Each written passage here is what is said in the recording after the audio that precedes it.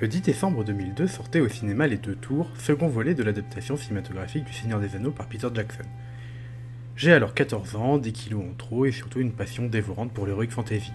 Je lis essentiellement de la fantasy, j'ai ripé Baldur's Gate 2 et Diablo 2 au moins 5 fois chacun, et le premier film, La Communauté de l'Anneau, avait été un électrochoc dans ce qui m'avait été proposé. Enfin, la fantasy était prise au sérieux avec des moyens, une direction artistique à tomber et un véritable sens de la réalisation. Bien sûr, je vous dis ça a posteriori, parce que moi à l'époque, ça avait été ça.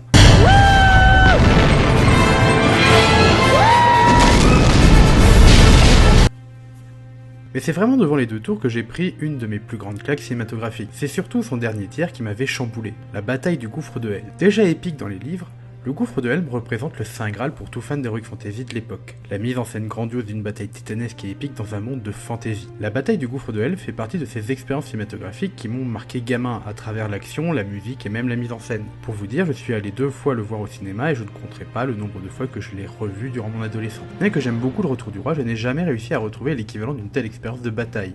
Jackson ayant sombré dans l'autoparodie avec la saga du Hobbit, la fantasy peinant à se trouver de nouveaux représentants au cinéma et le MCU ne parvenant jamais à atteindre le 10e de l'ampleur de 5 minutes des Deux Tours. Attention, je ne dis pas que je me lamentais dans mon coin regrettant les productions d'antan parce que quand même c'était mieux avant, ou que je recherchais un équivalent. Non, c'est juste que je n'ai pas ressenti une telle expérience au cinéma depuis. Et voilà qu'est sorti The Long Night. The Long Night fut pour moi une expérience équivalente au gouffre de Helm. Attention, je ne dis pas que cela était pareil, mais j'ai retrouvé cette intensité et ce caractère épique. The Long Night, épisode 3 de la saison 8 de Game of Thrones, est une expérience viscérale, grandiose et radicale qui a divisé durablement le public des fans. Jamais un épisode n'a autant fait débat dans le fond, ce qui a eu tendance à effacer sa forme. Rajoutez à cela les problèmes de compression causés par HBO et OCS, et vous vous retrouvez avec les remarques « il fait tout noir, on voit rien ». L'obscurité permanente de l'épisode est un choix artistique voulu pour à la fois créer l'étouffement et l'angoisse, mais aussi pour surtout créer un jeu de lumière et des visuels époustouflants avec le feu. Parce que c'est là toute la thématique de l'épisode. L'opposition entre la lumière et les ténèbres, la vie et la mort, le feu et la glace. Donc, cette obscurité n'est pas un problème de réalisation, mais un problème technique qui relève des diffuseurs. En ce qui concerne la controverse qu'a soulevée l'épisode, je l'ai trouvée fascinante. Game of Thrones est souvent vendu comme un phénomène de société de par son succès extraordinaire, succès que l'on n'avait jamais vu pour une œuvre audiovisuelle de fantasy depuis Le Seigneur des Anneaux. Mais pour vraiment comprendre ce phénomène, il faut descendre dans ce lieu obscur et plein de terreur, qu'est Internet. The night is dark and full of terrors. Game of Thrones n'est pas qu'un succès audiovisuel, c'est devenu un phénomène culturel parce qu'en a fait Internet. Entre les mèmes, les vidéothéories, les forums, Internet a définitivement transformé Game of Thrones en expérience inédite et fédératrice, que l'on aime ou pas la série. C'est juste fou. Il n'y a qu'à parcourir les centaines de mèmes qui sortent à peine 1 heure après l'épisode, les milliers de commentaires Twitter, ou parcourir les milliers d'heures de pages et de vidéos de théories pour comprendre à quel point Game of Thrones a dépassé le stade de simple objet sériel. Que cela soit son univers, ses personnages ou ses thématiques, il y a à boire et à manger pour tout le monde.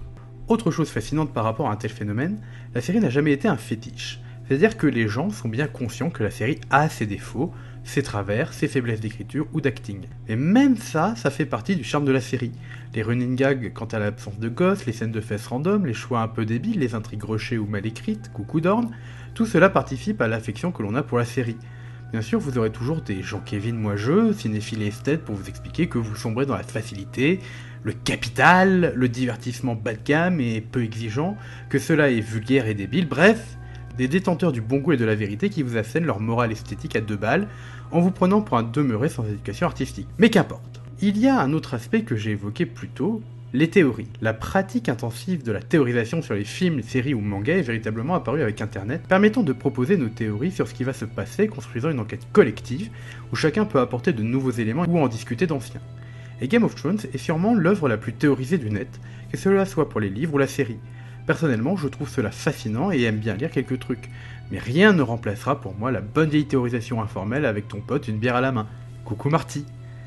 Le problème est que certains ont produit des heures de contenu, ce qui implique des dizaines d'heures de recherche, de recoupement, d'analyse, et tout cela de manière très sérieuse.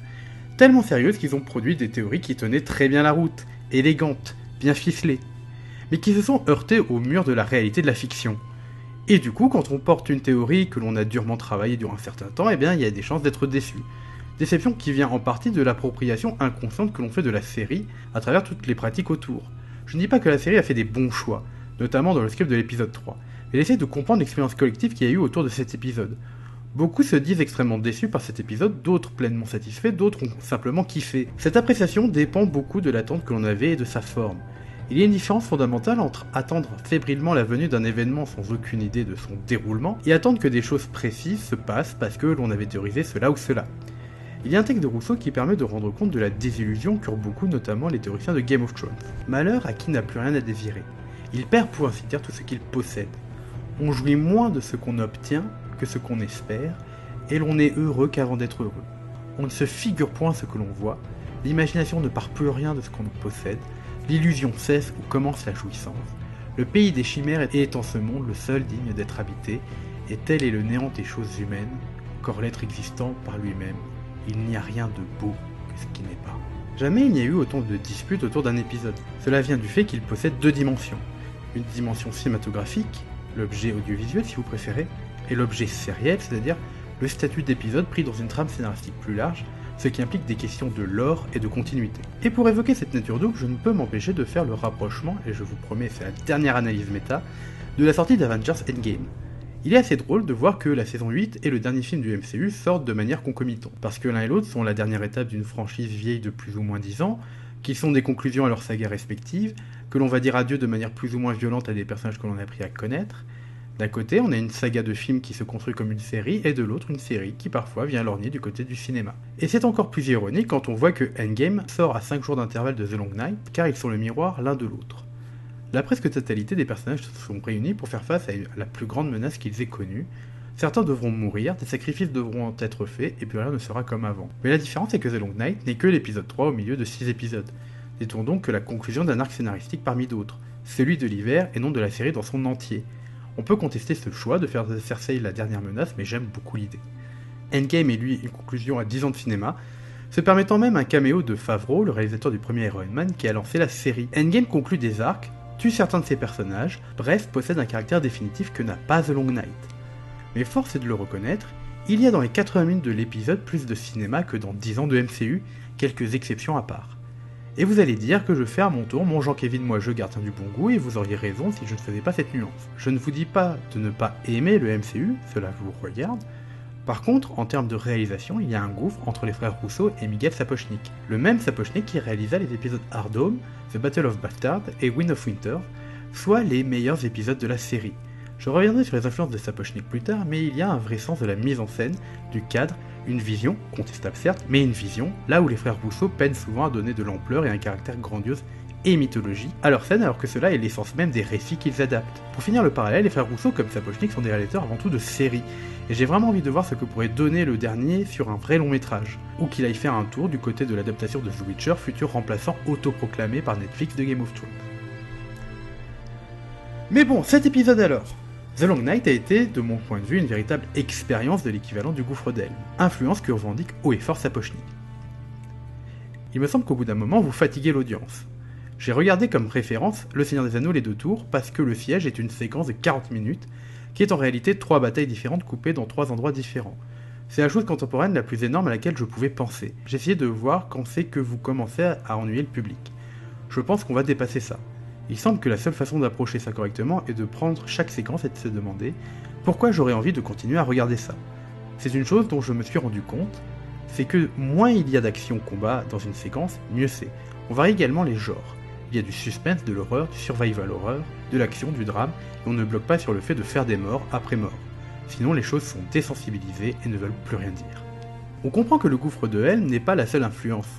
Évoquant Assaut et Prince des Ténèbres de Carpenter, qui dans les deux cas narre la survie de personnages divers durant un siège par des forces innombrables et démoniaques, le dernier mettant en scène des morts-vivants guidés par une force maléfique, Sapochnik quitte l'à peu près réalisme de la série pour réaliser un épisode qui tient autant du survival horror que de la dark fantasy. Et peut-être que c'est là la grande réussite de l'épisode.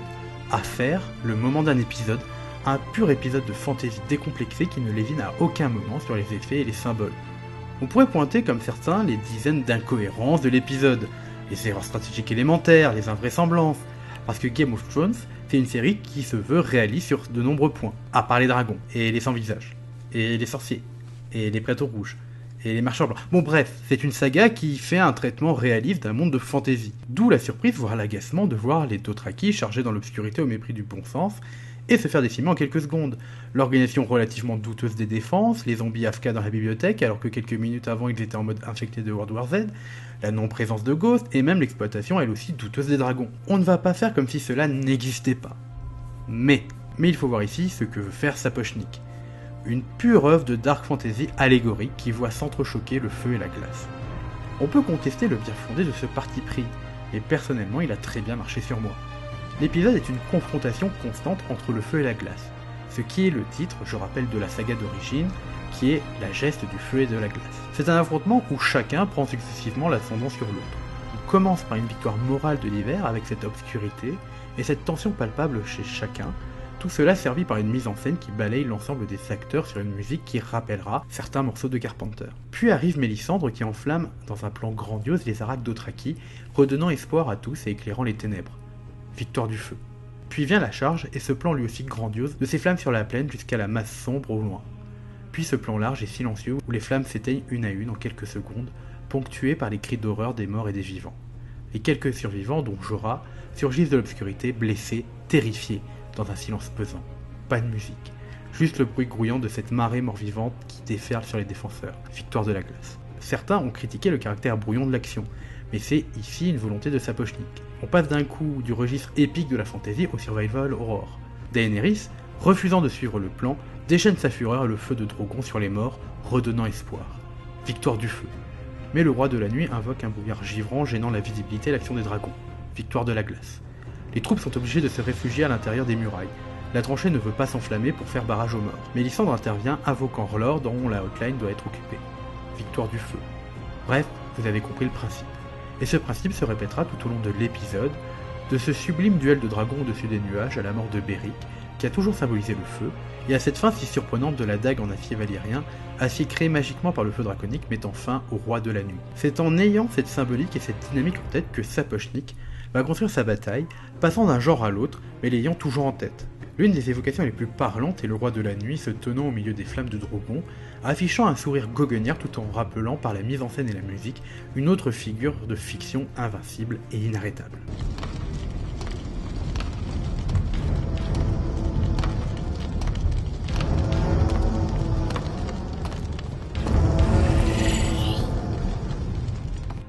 Le début de la bataille est exemplaire dans la création d'une vraie tension dramatique. D'un côté, il y a l'épisode 2 qui met en place un certain nombre d'éléments propres à nous inquiéter pour nos héros préférés, invoquant ici le procédé narratif propre à la série. De l'autre, un quart d'heure de construction dramatique avant que le premier mort ne se montre à l'écran. Cette tension joue sur cette présence absente de l'écran, cette menace innombrable tapie dans l'obscurité qui jaillit d'un coup comme un flot destructeur, ayant anéanti dans le noir la plus terrible des cavaleries du monde en quelques instants. Ce plan des mains tremblantes de Sam, qui donne le top départ de l'épisode, nous permet à la fois de saisir immédiatement cette tension, tout en jouant sur un effet miroir. Ces mains tremblantes, c'est nous, fébriles, devant la catastrophe qui arrive. On passe en revue la totalité des personnages en premier ou en arrière-plan, nous rappelant la présence de chacun et donc leur trépas potentiel. Alors oui, il est étonnant qu'il n'y ait pas eu plus de morts durant cet épisode, mais le compteur de morts n'est pas, contrairement à ce que certains voudraient croire, une caractéristique et une qualité de Game of Thrones. La plupart des morts importantes surgissent au moment où on ne l'attend pas. Autre référence à la fantasy, les héros qui traversent souvent des batailles épiques en survivant contre le bon sens. D'un point de vue réaliste, nombreux sont ceux qui auraient dû trépasser à la première vague. D'un point de vue fantasy, ça marche. Encore une fois, c'est un parti pris contestable, mais c'est un parti pris quand même. La bataille épique tant attendue se transforme alors en survival horror viscérale, où il n'y a plus d'action glorieuse, mais juste des humains tentant de s'en sortir avec l'énergie du désespoir et de la douleur. Dernier Lord Commandant de la guerre de la nuit, et présent depuis la première saison, ouvre le bal des morts. Ainsi s'éteint le dernier représentant de la garde de nuit. Tout est confus, foutraque, désespéré. L'intervention de Daenerys, qui explose tant visuellement que musicalement, apparaît comme un soulagement dans l'horreur. Cela ne durera pas. Alors que tout le monde se replie, les Immaculés couvrent la retraite, Vergris n'hésitant pas à sacrifier ses propres hommes. La douve enflammée de manière très surprenante et très vite franchie. On rejoue sur cet effet de masse que Sapochnik avait déjà travaillé sur Hard Home et Battle of Bastard. Les morts s'écrasent comme une marée sur les remparts, finissant par les submerger. La douve enflammée, bien qu'inutile, permet de créer un visuel aérien totalement crépusculaire de la forteresse, tout en justifiant l'éclairage que l'on aura pour le reste de l'épisode. Évocation cette fois d'Apocalypse Now, on aura le droit jusqu'à la fin de l'épisode à cette luminosité orange et crépusculaire, les personnages ne devenant que de simples silhouettes devant cette horde inexorable, permettant de très beaux plans comme celui de Jamie et Brienne combattant côte à côte. Or que tout le monde se démène, le limier qui n'a toujours pas guéri sa pyrophobie se retrouve en état de choc, chose compréhensible si on ajoute la menace des morts. Alors qu'Arya prouve l'efficacité de son leveling à Braavos durant quelques minutes, elle est blessée et se réfugie à l'intérieur du château dans la bibliothèque, le temps d'une scène de pure tension claustrophobe et silencieuse, où elle tente d'échapper aux morts. Ici, c'est encore une fois le survival horror qui est évoqué, tant dans sa version film que dans sa version jeu vidéo, rappelant certains moments d'infiltration comme le terrifiant Evil Within. Une fois en dehors de la bibliothèque, on tombe cette fois-ci dans le cauchemar pur et dur avec ces hordes de morts vivants vomis par chaque porte.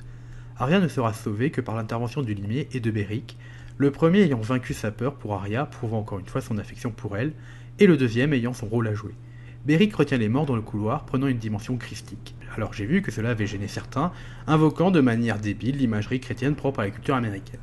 Sauf que, oui, mais là c'est justifié. Beric est un servant du Seigneur de Lumière, religion qui évoque énormément le manichéisme, un mouvement chrétien antique s'appuyant sur une guerre entre le bien et le mal. Beric est celui qui s'est toujours battu pour les pauvres, les indigents et les impuissants, mourant et ressuscitant, tel un martyr, à la manière du Christ pour leur salut.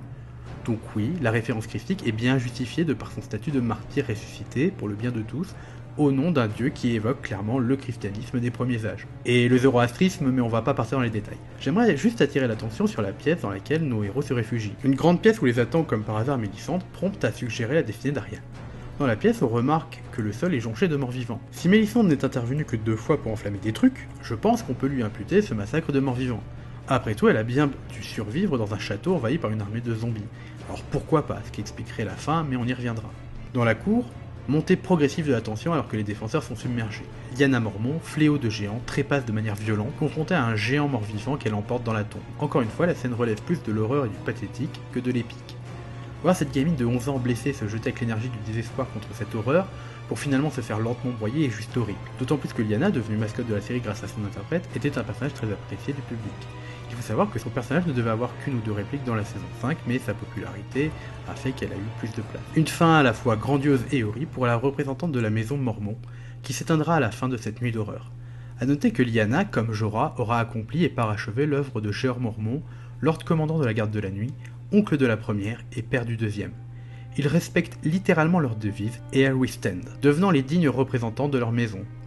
Pour Jorah, on ajoutera que s'il meurt pour Daenerys, c'est en accomplissant la mission de son père, défendre le monde des hommes.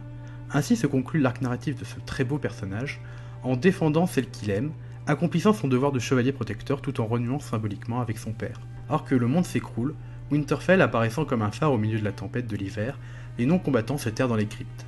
Tyrion boit faisant écho à sa royale sœur durant la bataille de Lanera. Sansa, qui a appris cette leçon par la force des choses, rappelle qu'il faut parfois reconnaître la vérité, que l'on est impuissant face à certains événements.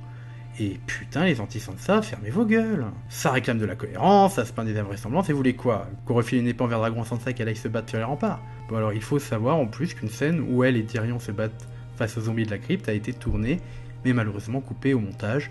Dommage. On assiste à une très belle scène avec Tyrion, mais encore une fois, Régis le scénariste frappe en faisant décocher à Sansa une remarque malvenue sur Daenerys qui fait tiquer à raison Missandei. Je sais qu'on travaille cette opposition depuis 3 épisodes, mais cette remarque n'est ni logique ni bienvenue. Voilà. J'avoue que le teasing sur la crypte et la présence d'un nécromant millénaire qui peut ranimer les morts m'ont fait beaucoup craindre pour les personnages dans la crypte. Tension qui a trouvé son paroxysme lors de l'éveil des ombres Stark. Mais heureusement et bizarrement, aucun mort à déplorer, si ce n'est que quelques figurants. Bon, passons maintenant au plus grand non-événement de l'histoire de la télévision. L'affrontement entre Jon Snow et le Roi de la Nuit.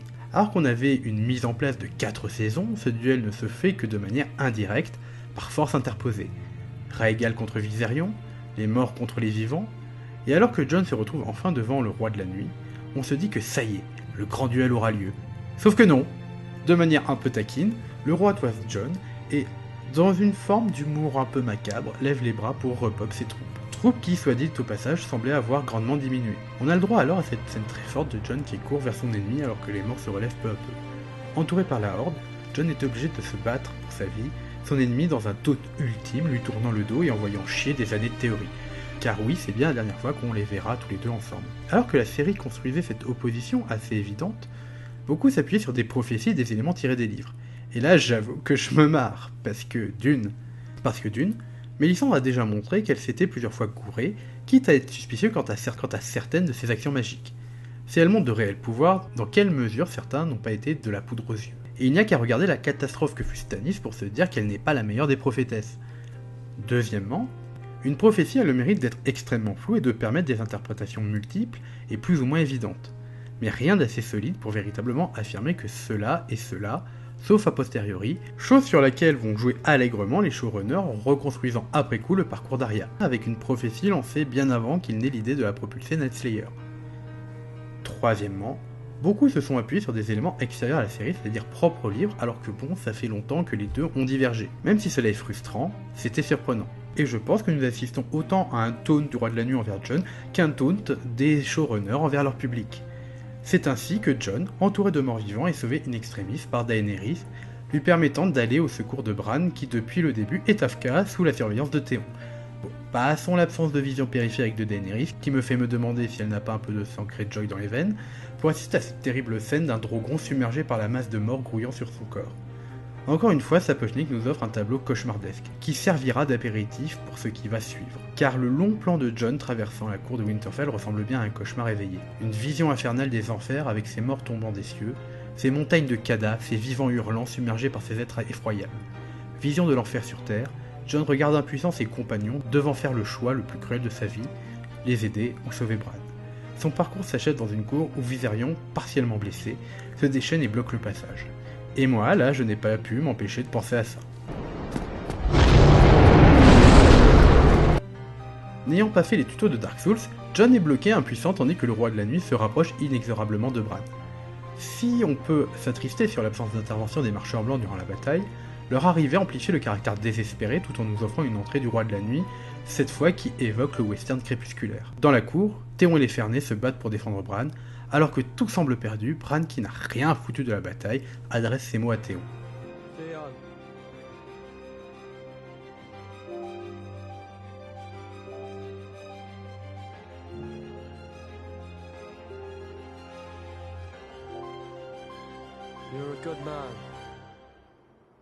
Absolution définitive pour l'un des plus beaux personnages de Game of Thrones, Théon le lâche, le parjure, fait après un long chemin de croix face à la mort.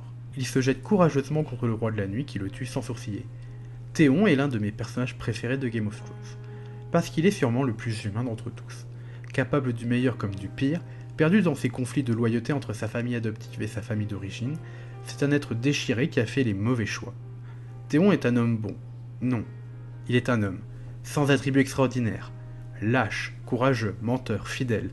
Théon était tout cela, loin des personnages monolithiques que peuvent être Jon ou Daenerys.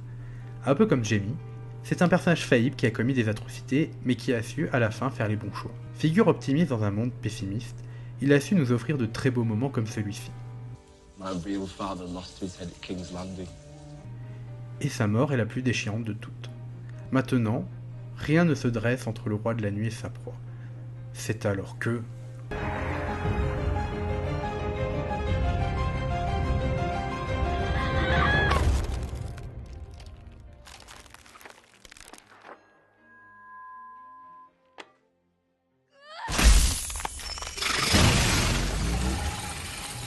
Alors oui, ça fait débat. J'ai déjà dit que je faisais partie de ceux qui trouvaient l'idée de l'interrupteur feignante et stupide. Mais faut l'avouer, on ne l'avait pas vu venir. Que l'on aime ou pas, cela a permis de hausser encore d'un cran la tension dramatique et le suspense de l'épisode, ne sachant pas comment celui-ci allait se résoudre. Alors que l'on attendait ce fameux duel entre le prince qui fut promis et le Roi de la Nuit, la bataille prend fin sur un coup d'éclat désespéré, Arya se présentant comme l'élément décisif inattendu. Et j'en ai rien à faire qu'elle vole la victoire à Jon ou des prophéties. Pour le coup, ici, c'est une forme de réalisme qui surgit. Rien n'est joué à l'avance, et une bataille peut être gagnée sur un coup de chance. Ajoutez cela à une facilité scénaristique et c'est plié. Le problème ne vient pas, selon moi, d'Arya, mais de la facilité de l'interrupteur. A noter que le Roi de la Nuit n'existe que dans la série. Les showrunners, Benioff et Weiss, ont fait le choix de personnifier l'hiver qui reste une puissance abstraite et diffuse dans les livres, ce qui rendait d'emblée plus simple la résolution du conflit. Qu'importe, le feu triomphe une dernière fois de la glace par l'acier valyrien. Alors que les morts s'effondrent et que l'aube arrive, Mélisandre finit elle aussi son parcours. Elle se débarrasse de son collier, se laisse mourir, vidée de sa puissance, fatiguée par des siècles d'existence, portant le poids de ses erreurs et de ses échecs, mais pouvant partir en paix, son but étant accompli. Elle peut enfin se reposer, proposant un dernier très beau plan réunissant à la fois le feu et la glace. The Long Night ne fait pas l'unanimité. Internet étant tyrannique, ont subi des injonctions contraires d'adorer ou de détester l'épisode. Mais qu'importe, l'épisode fait pour moi partie de ces grandes expériences télévisuelles comme il y en a peu. Objet sériel ambivalent et pas totalement satisfaisant, c'est un grand objet cinématographique porteur d'une puissance évocatrice indéniable. Maintenant que la menace mystique de l'hiver est passée, il reste le pire. La menace des passions des hommes. Cersei, Daenerys et les autres vont se battre pour le trône. Le discours de la série devient plus clair. Le plus grand danger qui menace les hommes, c'est leur désunion, leur appétit de puissance. C'est ce fameux état de guerre qui hante la philosophie politique depuis Hobbes. Le cœur des hommes, voilà peut-être l'ennemi ultime. Merci pour votre visionnage, n'hésitez pas à me dire ce que vous en avez pensé, si vous êtes d'accord ou non, tout cela dans la plus grande cordialité possible.